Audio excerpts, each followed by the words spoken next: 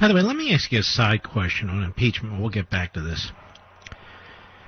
The House passes these articles of impeachment that have no linkage to the actual requirement of treason, bribery, and other high crimes and misdemeanors. That's certainly my opinion. Yeah. And they're very broad. And they vote on it. And presumably they had a compelling reason to do so, right, Peter? Right.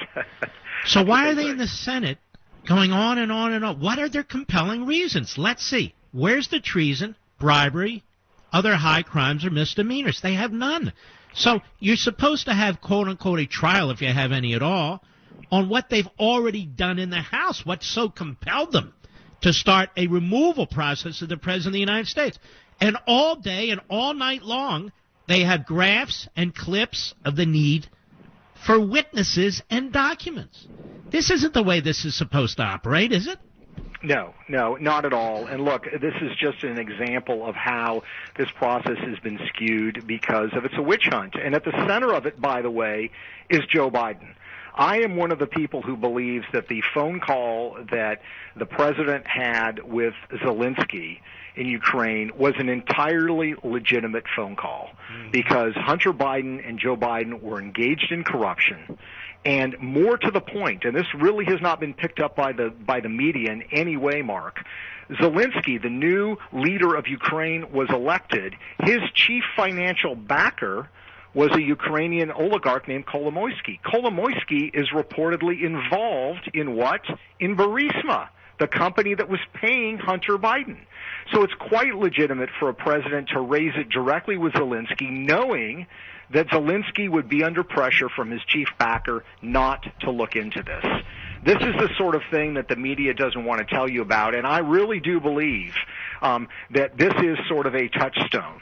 Are our political leaders, meaning the Bidens, are they essentially above the law? Are they essentially in a position, have they reached a position in life, Mark, where they can no longer be investigated? They can no longer be looked at. They can no longer be held into account as to how they are profiting and manipulating government power to benefit their family. That's really ultimately what this is about. It's amazing. And yet the endless investigations of Trump, and they say if they don't get him now, they're going to keep impeaching him down the future. And they're saying that he interfered in the 2016 election when Obama barely lifted a finger with the Russians. They're already saying if Trump wins the 2020 election, it's a sham. Have you ever seen a political party like this tear the heart out of a nation so that the nation, so many millions of people in the country, have no faith in the system anymore?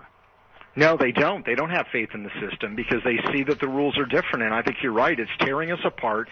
But it's also further feeding people's cynicism about our national leaders. And I can't blame them. I mean, let me give you another Biden example, again, of how these double standards exist, Mark. So you have James Biden, Joe Biden's brother. You go back to 2011, a friend of the family, a guy named Kevin Justice, visits Joe Biden's office in the White House. He set up a new construction company called Hillstone International. He meets with Joe Biden's office. 3 weeks later, James Biden, Joe Biden's brother, is appointed executive vice president of this construction company. Now, James does not have any background in construction. He does not have any background really in this kind of business at all. And if you look at the company resume, Mark, it's all about who his brother is, that his brother's vice president of the United States. Within 6 months, this new startup company with Joe Biden's brother as executive vice president gets a contract to build 100,000 homes in Iraq. 100,000 homes in Iraq. Incredible. They get other contracts from the State Department for these construction projects. Again, I ask you, people look at that. It does not pass the smell test. But this has become normal in Washington, and it's one of the reasons that the approval ratings of Congress, the approval ratings of the media, the approval ratings of Washington, D.C. in general are so darn low. Because they know that this stuff goes on. They know it's become acceptable. You have some people on the other side doing it as well, and no one's ever held into account. And that's what I think is fueling the anger. It's the anger among conservatives that support Donald Trump. It's also fueling the sort of Bernie Sanders left, who also see this stuff going on. Their solution is socialism, which is disastrous. But it's that same anger, and it is not going to go away. But Bernie Sanders, when we come back, is corrupt too. That's right. All right, when we come back with Peter Schweizer, we're going to get into that. Profiles in Corruption. It's a brand new book. In fact, it came out today, didn't it? That's right. Abuse of Power by America's Progressive Elite. The book has come out today. Where is it on Amazon, Mr. Producer? Number 2. Well, we'd like it to be number 1, ladies and gentlemen. So I want to encourage you to go on Amazon and grab a copy. Profiles in Corruption. Abuse of Power by America's Progressive Elite. Here again, this is something you want to spread to your friends and your neighbors in the run-up to what is going to be a very, very difficult election. Peter Schweizer. We'll be right back.